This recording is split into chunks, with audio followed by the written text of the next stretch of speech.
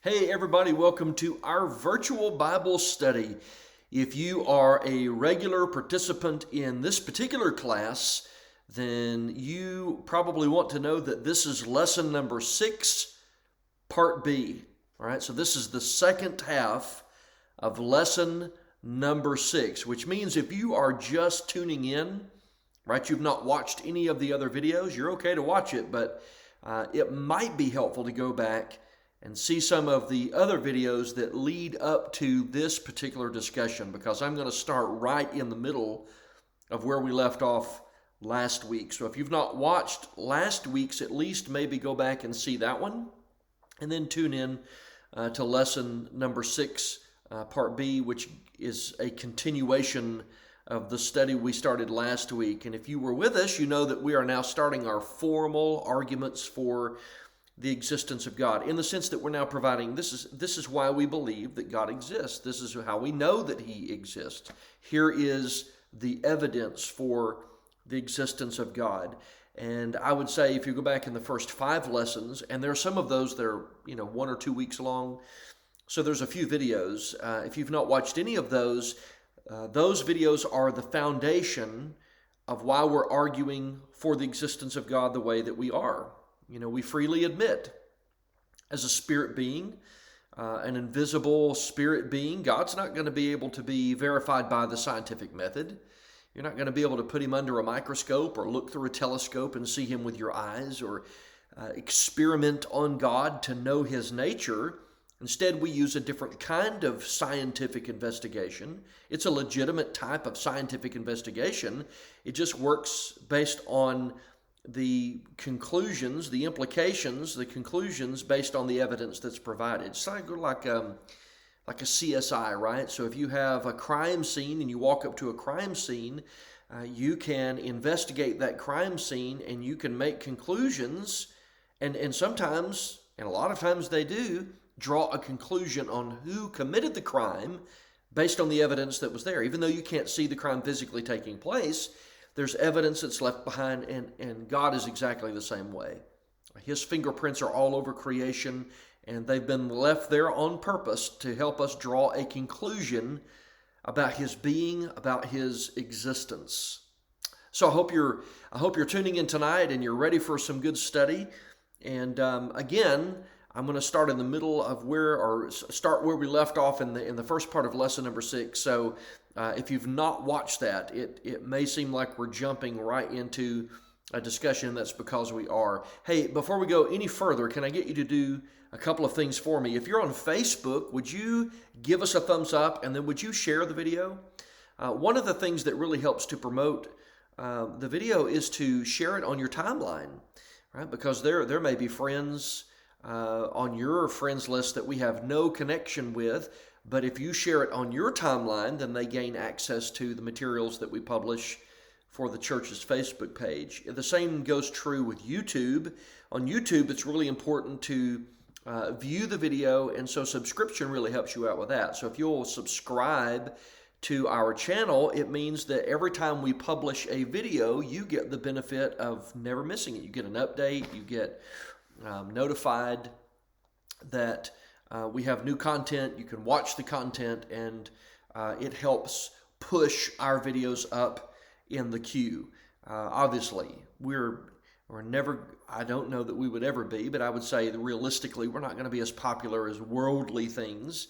But it sure would be nice if we were more visible to people on YouTube, if by chance that maybe they could see it and be interested by it and could investigate the things we talk about. We talk about Christianity and we talk about the Bible, and it just so happens we're talking about the existence of God in this particular class. So help us to do that. Okay, so lesson number 6. I said it a moment ago, but I'll say it again. We've just started our arguments for the existence of God, and the first thing we're talking about is cause and effect. And I want to qualify that language tonight when we say for everything that exists, and we would say material thing, right? Everything that has a beginning point. For every material thing that exists, every material effect, there is somewhere an adequate cause for that. And it's a great thing to be able to reason this way. We do it in science all the time. It's a legitimate form of scientific investigation when we say, let's examine the effect and let's deduce from the effects the cause. Let's do that. It's just that somehow a lot of folks like to stop short of asking that question when it comes to the universe. Now, one of the things we dealt with last week is the complaint of this line of questioning when it comes to the existence of God, because somebody will say, look, you can't say that about the world without also saying it about God. So if God made the world, then who made God? And we said last week that is categorically the wrong question to ask, because there are some things that exist and they owe their existence to something else, and some things exist necessarily. I say some things. God exists necessarily. By his nature, he exists necessarily. He's eternal. He's unaffected by time. He existed before creation. He will exist after creation. And so either you are uncaused, there are uncaused things, and then there are caused things. Right? So the universe is a caused thing. And that's what we're really setting out to prove tonight. We sort of got to the point in our study by saying you basically have two options when it comes to the universe. Either the universe, number one, is non-contingent or it's contingent. And contingency has to do with dependency. So either the universe it owes its existence to something else or someone else, right? So it is either contingent upon something, it depends upon something for its existence, or it does not depend on anything for its existence. It's eternal. It's either caused or uncaused, right? So those are our only two options. Now, we can break that down a little further when it comes to how do we answer that question, because either everything that exists now came from absolutely nothing. There was nothing, and then all of a sudden there was something. All right, so something came from nothing. That would be one option. Or we could say number two, matter's eternal. Matter's always been around. It is eternal. I don't know how else to say that. And somewhere, non-life gave rise to life. Okay, so you have life is in the balance. We have to explain life somehow. So it's either there was nothing and something came from nothing, or there was something and it was unintelligent, immaterial, or unintelligent matter. It was just matter, and it all of a sudden became life, or this universe owes its existence to a creator that is beyond time and space. All right, so number one, we talked about at the end of the video last week. I don't know many people. Now, I've got some books. I pulled some books off the shelf last week and started doing a little bit more reading. And there are a few atheists, I think, who would come close to saying that everything came from nothing. Most people don't do that, though. Most atheists I've read don't do that. And I don't. If you're an atheist and you're watching, I don't know what you particularly believe, but I'm just saying in what I've read of atheists, you generally fall in two categories, and most atheists fall into the category of that matter's eternal. It's just kind of always been here. We owe our existence to matter that's always been around.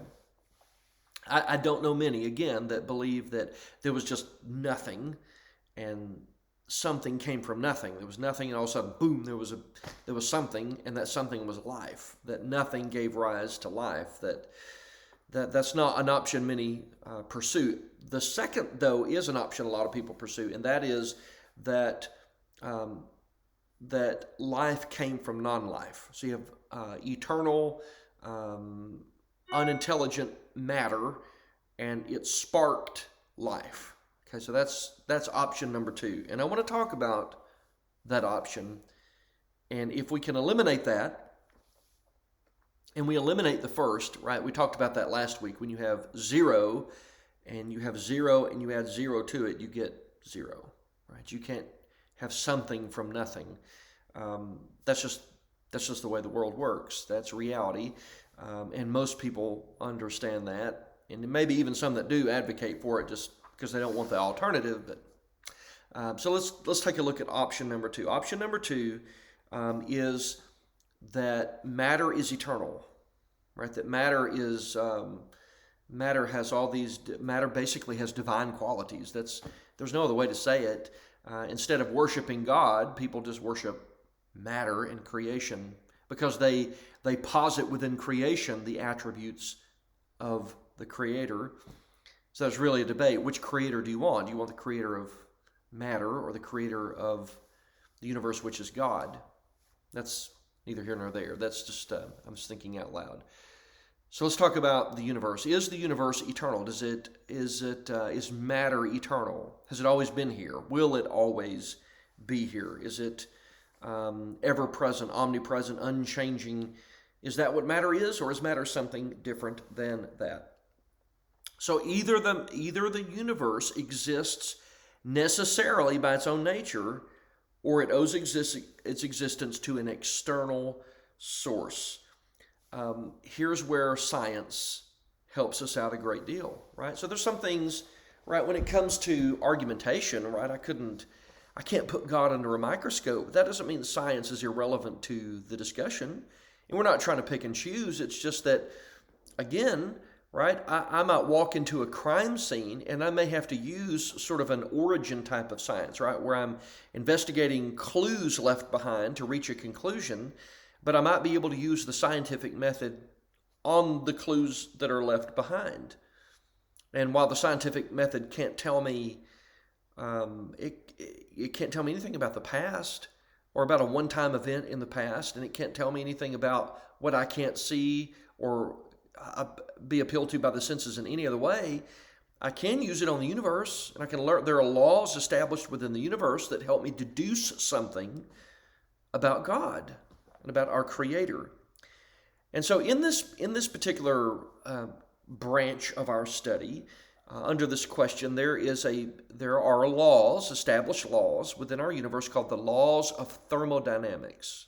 I'm not a scientist, but I can understand what they are, understand how they work, and they're not that difficult. Okay, so you essentially, at least in application here, you have the first and the second laws of thermodynamics. Now, if you look at the word thermodynamics, thermo or thermal, you're dealing with heat or energy, and dynamics would be something like power or ability. So you're dealing with the laws of energy, right? So you're dealing basically with the laws of energy in our world and how they work in a real life way, how they really truly work according to reality.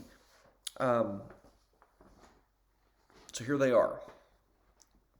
First law of thermodynamics is the law of energy conservation. Okay, that's what it's called, the law of energy conservation. And it means that the universe only has a finite amount of energy. It doesn't have an unlimited amount of energy. This is the law that basically says there's no new energy or matter being created, right? But we can use what's at our disposal within the universe. We can take and use that. I know that we're not using Scripture to prove our point, because we need to establish that there is a God before we get to the point of God speaking. But this very much is what Genesis 2 and Genesis chapter 1 are about. God created. And in Genesis chapter 2, verses 1 through 3, you see God stopping creation means there's no new creative activity taking place. But the first law of thermodynamics is the law that says there's a certain amount of energy in a closed system, which is a finite system, in a closed system. That energy is constant, right? It's always there, but it can change in form. So energy can't be created. I'm not making new matter. It's not like I'm making new matter. It can change in form, but it can't be created or destroyed, right? We're not creating new matter or new energy in the world. We can just convert it from one form to another. An example of that would be if I was doing a science experiment and I had a 1 pound rock, right? I could do 7 million experiments on that. At the end of that, it would still be a 1-pound rock, because it's not going to. A 1-pound rock is not going to somehow change over time and be a 5-pound rock. It's not going to do that. There's no new matter that's being created. For example, if I take and burn a piece of wood, let's say you want a campfire, and you go out and you start a campfire, and you put some wood on the whatever you're having for your container, and you start it. It feels just fantastic, right? Well, you burn a piece of wood, that wood changes, doesn't it? Right? So it's going to turn into ash and heat. You're getting that off of that. So it transitions into a different form, a different state. It transitions into that heat, right? You're going to get some heat off of it, and then it's going to dissipate. It's going to change form. It's going to be different, but there's no new energy, right? In that, you're just transferring from one thing to another. You're transferring matter from one form to another. And so you have this first law of thermodynamics, which is the law of energy conservation. What that tells us is that we live in a finite system. It had a beginning point, which means that there was something before that. And the beginning point, the thing before the beginning point was not the thing itself. It was not matter that existed before the beginning of matter. It was something else beyond matter that existed. Now, there's another law, the law of increasing entropy. The law of increasing entropy, or the law of energy decay, right? Things break down, they wear out. That's just what happens with matter. The universe uses up the available energy. This law regards the use of available energy. For example, you might see a beautiful landscape, right? Maybe in your youth, you went and your parents took you to a certain place, and you just watched the beautiful backdrop in this landscape. And if as an adult you go back, you might see erosion within that. That's the second law of thermodynamics. You have a car. After a while, that car is going to need repair. You have to continually put gas in it. You have to change the tires. You have to fix things on it. That's part of the second law of thermodynamics. Buildings fall down. They just decay over time because energy and matter breaks down over time. It's not eternal. It's always there, but it doesn't. It's not eternal. That's the point. It's a finite thing. It's subject to decay because it's a finite thing. So, like, for example, again, let me go back to the illustration of a car. Let's say you have a car, and you're going to use the illustration of your car. You put gas in your car. You put a certain amount in it. Maybe you fill it. You have a 15-gallon tank, and you fill it with 15 gallons of gasoline. That's still a finite amount. Because if you use your car, even though you've applied the first law of thermodynamics, you put an amount in there, you're using available energy, you're going to have, at the end of your trip, less gas than when you started because of the second law of thermodynamics. You're consuming what is there. Same with a flashlight, right? You have batteries in a flashlight. That's the first law of thermodynamics. You have available energy. But if you leave that flashlight on all night, or the hood light in your car, when you come back the next day, that battery is going to be dead. It's going to be dim or dead. One, because that power has been used up. That's the second law of thermodynamics. And just like a car or just like a flashlight, we use up the energy in the universe, and it has an effect in this universe because there's a finite amount of that. The universe consists of all matter and all energy. That's what our universe is. And neither one of those are eternal.